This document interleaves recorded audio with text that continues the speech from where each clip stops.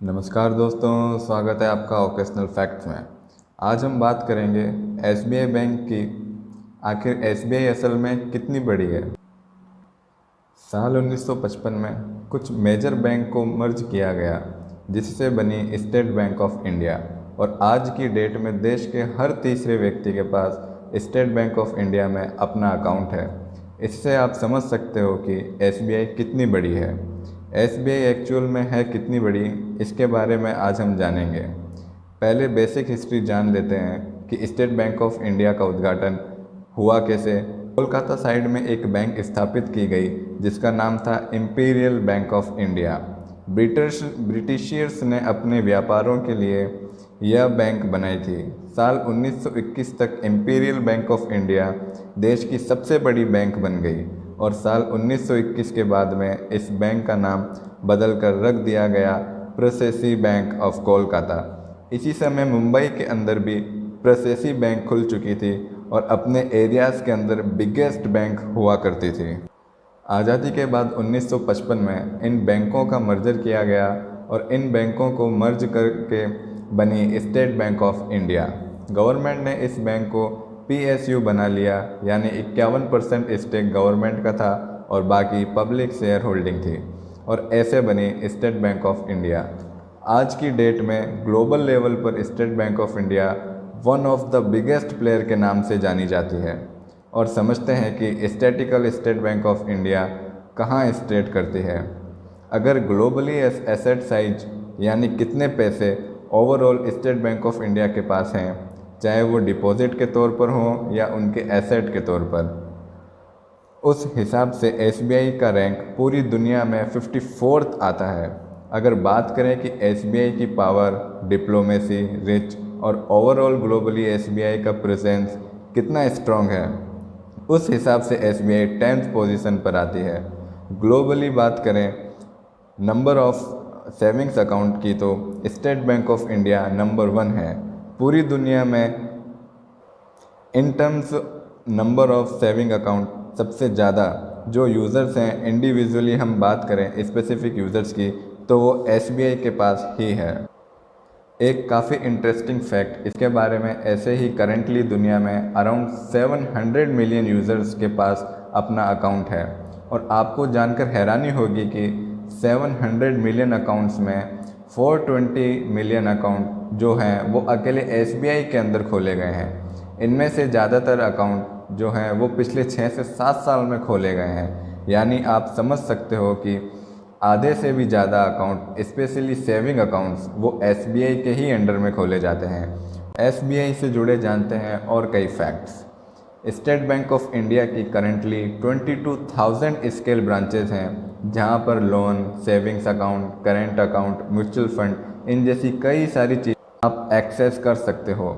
इन 22,000 branches के अलावा total 66,000 branches outlet भी हैं। एसबीआई ने इंडिया के रूरल एरिया में खोल रखे हैं आउटलेट, यानी बिजनेस कॉरपोरेशन आउटलेट। और ग्रामीण भागों में एसबीआई के द्वारा छोटी कियोस्क, बहुत छोटे लेवल के ऐसे स्टोर्स और ब्रांचेस ओपन किए जाते हैं जहां पर वो फार्म्स लोन, वहां के छोटे लोगों को ट्रैक्टर खरीदने के लिए, कुछ और भी चीज़ें खरीदने के लिए कर्ज लेना हो, उन्हें सेविंग्स अकाउंट और बैंकिंग फैसिलिटी प्रोवाइड करवाना हो। इन 66,000 रूरल ब्रांचेस में से भारत के कोने कोने में पहुंचाती है। इसके अलावा 62,000 एटीएम्स एसबीआई के पास में हैं, जिसके कारण एसबीआई इंडिया में सबसे ज़्यादा एटीएम होल्ड करने वाली बैंक बन जाती है। ये सारी चीज़ें संभालने के लिए एसबीआई में 2 लाख से ज़्यादा एम्प्लॉयज़ हैं। हालांकि ये बात दूसरी है कि एसबीआई के एम्प्लॉयज़ को अलग नज़रिए से देखा जाता है, लेकिन एसबीआई का जो बैंकिंग सिस्टम है वो करंटली ओवरलोडेड हो चुका सिस्टम है। पर एम्प्लॉय से लेकर नंबर ऑफ कस्टमर का रेशियो देखें तो एसबीआई में बहुत ज़्यादा है। प्राइवेट बैंक्स में ये आंकड़ा 1000 से नीचे होता है, लेकिन एसबीआई में ये आंकड़ा 2000 से 2200 तक होता है। और पर्टिकुलर अर्बन एरियाज़ में 15 से 18,000 तक भी होता है, जिसकी वजह से आप समझ सकते हो कि एसबीआई के एम्प्लॉयज़ पर काफ़ी ज़्यादा लोड होता है। इसके अलावा एसबीआई के इंटरनेशनल में 233 ऑफिसेज़ हैं 31 कंट्री में, जहां से वो अपनी इंटरनेशनल फैसिलिटीज़ भी प्रोवाइड करते हैं। ट्रूली अगर आप दुनिया के सारे बैंक से एसबीआई को कंपेयर करेंगे तो आपको एक चीज़ क्लियरली नज़र आएगी कि एसबीआई बनी है एवरेज ऑफ कॉमन लोगों के लिए। और यहाँ पर जो जनरल अकाउंट होते हैं कंपेरेटिवली दुनिया के एवरेज लोगों से सेविंग अकाउंट में रुपए बहुत कम होते हैं, क्योंकि रूरल, पुअर और मिडिल क्लास ज़्यादातर इन सभी के द्वारा ही अकाउंट ओपन किए जाते हैं। एसबीआई ने कभी भी बहुत ज़्यादा हायर बैंक बनने की कोशिश नहीं की है जहाँ पर एक्सक्लूसिव चीज़ें प्रोवाइड करवाते हैं। सिर्फ़ और सिर्फ बड़े कस्टमर को टारगेट करने की कोशिश नहीं करते जैसा कि प्राइवेट सेक्टर में होता है। लेकिन एसबीआई फॉर एवरीवन सिस्टम से अपनी बैंकिंग चला रही है जब से बनी है। और ये सब होने के बावजूद हमारे देश में होने वाले कई सारे प्रोजेक्ट्स के अंदर एसबीआई सबसे बड़ी फाइनेंसियर है। और जो फाइनेंशियल पॉलिसी इस देश के लिए बनती हैं उसके अंदर एसबीआई को भी प्राइम स्टेज पर रखा जाता है। ज़्यादातर जो बेड लोन्स दिए गए हैं उनकी रिकवरी नहीं हो पा रही है, उसमें एसबीआई का भी बहुत ज़्यादा पैसा था और कुछ करप्ट ऑफिसर की वजह से ये सभी लोन्स दिए गए हैं, ऐसा भी आप समझ सकते हैं। लेकिन इन सभी लोन की रिकवरी के लिए काम किया जा रहा है ताकि ऐसी समस्या भविष्य में भी ना हो। फ्यूचर में गवर्नमेंट एसबीआई में से अपना स्टेक बेच करके इसे एक नॉन पीएसयू बना सकती है। इस वजह से पब्लिक फंड ज़्यादा रेज होगा और इसके बाद में ये बैंक ज़्यादा एफिशिएंट तरीके से चलेगी, ऐसी उम्मीद जताई गई है। तो ये चीज़ होना तय है, लेकिन कब तक होगी इस बात के बारे में गारंटी नहीं है। आज यह वीडियो बनाने का मकसद है कि एसबीआई की कुछ इम्पोर्टेंट फैक्ट आपको बता सकूं। यह वीडियो आपको कैसी लगी कमेंट बॉक्स में ज़रूर बताइएगा। Please subscribe my channel and thanks for watching video. नमस्कार दोस्तों, स्वागत है आपका ओकेशनल फैक्ट्स में। आज हम बात करेंगे एसबीआई बैंक की। आखिर एसबीआई असल में कितनी बड़ी है। साल 1955 में कुछ मेजर बैंक को मर्ज किया गया जिससे बनी स्टेट बैंक ऑफ इंडिया, और आज की डेट में देश के हर तीसरे व्यक्ति के पास स्टेट बैंक ऑफ इंडिया में अपना अकाउंट है। इससे आप समझ सकते हो कि एसबीआई कितनी बड़ी है। एसबीआई एक्चुअल में है कितनी बड़ी, इसके बारे में आज हम जानेंगे। पहले बेसिक हिस्ट्री जान लेते हैं कि स्टेट बैंक ऑफ इंडिया का उद्घाटन हुआ कैसे। कोलकाता साइड में एक बैंक स्थापित की गई जिसका नाम था इंपीरियल बैंक ऑफ इंडिया। ब्रिटिशियर्स ने अपने व्यापारों के लिए यह बैंक बनाई थी। साल 1921 तक इंपीरियल बैंक ऑफ इंडिया देश की सबसे बड़ी बैंक बन गई और साल 1921 के बाद में इस बैंक का नाम बदल कर रख दिया गया प्रोसेसी बैंक ऑफ कोलकाता। इसी समय मुंबई के अंदर भी प्रोसेसी बैंक खुल चुकी थी और अपने एरियाज़ के अंदर बिगेस्ट बैंक हुआ करती थी। आज़ादी के बाद 1955 में इन बैंकों का मर्जर किया गया और इन बैंकों को मर्ज करके बनी state Bank of India. Government ने इस बैंक को पीएसयू बना लिया, यानी 51% स्टेक गवर्नमेंट का था और बाकी पब्लिक शेयर होल्डिंग थी, और ऐसे बनी स्टेट बैंक ऑफ इंडिया। आज की डेट में ग्लोबल लेवल पर state Bank of India one of the biggest player के नाम से जानी जाती है। और समझते हैं कि statistical state Bank of India कहाँ स्टेट करती है। अगर ग्लोबली एसेट साइज यानी कितने पैसे overall state Bank of India के पास हैं, चाहे वो डिपॉजिट के तौर पर हो या उनके एसेट के तौर पर, उस हिसाब से एसबीआई का रैंक पूरी दुनिया में 54th आता है। अगर बात करें कि एसबीआई की पावर, डिप्लोमेसी, रिच और ओवरऑल ग्लोबली एसबीआई का प्रेजेंस कितना स्ट्रॉन्ग है, उस हिसाब से एसबीआई 10th पोजीशन पर आती है। ग्लोबली बात करें नंबर ऑफ सेविंग्स अकाउंट की तो state Bank of India number 1 है पूरी दुनिया में। In terms number of saving account सबसे ज़्यादा जो यूज़र्स हैं, इंडिविजुअली हम बात करें स्पेसिफिक यूज़र्स की, तो वो एसबीआई के पास ही है। एक काफ़ी इंटरेस्टिंग फैक्ट इसके बारे में, ऐसे ही करेंटली दुनिया में अराउंड 700 मिलियन यूज़र्स के पास अपना अकाउंट है।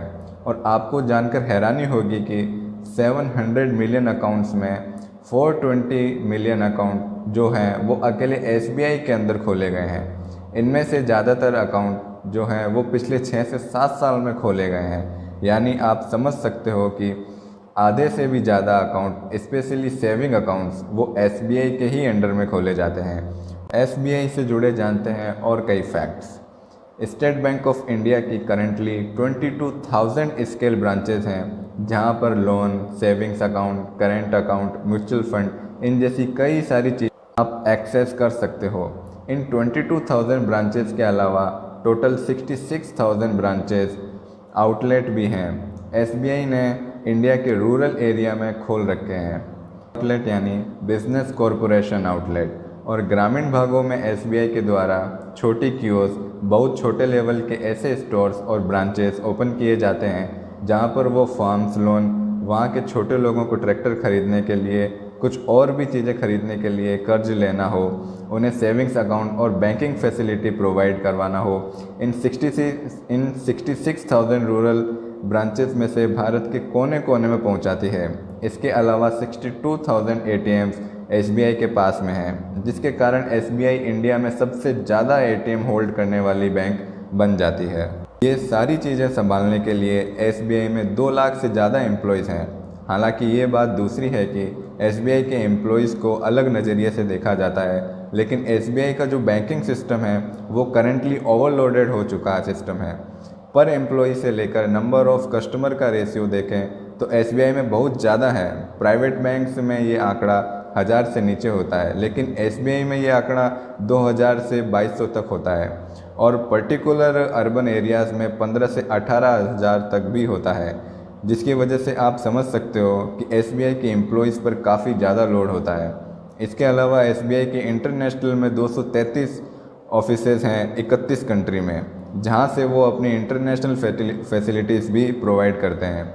ट्रूली अगर आप दुनिया के सारे बैंक से एसबीआई को कंपेयर करेंगे तो आपको एक चीज़ क्लियरली नज़र आएगी कि एसबीआई बनी है एवरेज ऑफ कॉमन लोगों के लिए, और यहाँ पर जो जनरल अकाउंट होते हैं कंपेरेटिवली दुनिया के एवरेज लोगों से सेविंग अकाउंट में रुपए बहुत कम होते हैं, क्योंकि रूरल, पुअर और मिडिल क्लास ज़्यादातर इन सभी के द्वारा ही अकाउंट ओपन किए जाते हैं। एसबीआई ने कभी भी बहुत ज़्यादा हायर बैंक बनने की कोशिश नहीं की है, जहां पर एक्सक्लूसिव चीज़ें प्रोवाइड करवाते हैं।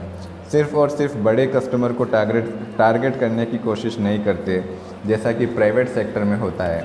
लेकिन एसबीआई फॉर एवरीवन सिस्टम से अपनी बैंकिंग चला रही है जब से बनी है, और ये सब होने के बावजूद हमारे देश में होने वाले कई सारे प्रोजेक्ट्स के अंदर एसबीआई सबसे बड़ी फाइनेंशियर है। और जो फाइनेंशियल पॉलिसी इस देश के लिए बनती हैं उसके अंदर एसबीआई को भी प्राइम स्टेज पर रखा जाता है।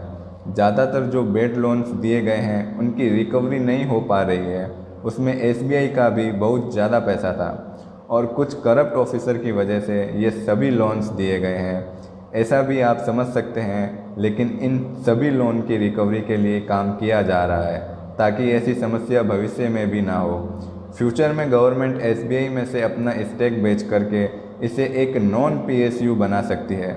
इस वजह से पब्लिक फंड ज़्यादा रेज होगा और इसके बाद में ये बैंक ज़्यादा एफिशिएंट तरीके से चलेगी, ऐसी उम्मीद जताई गई है।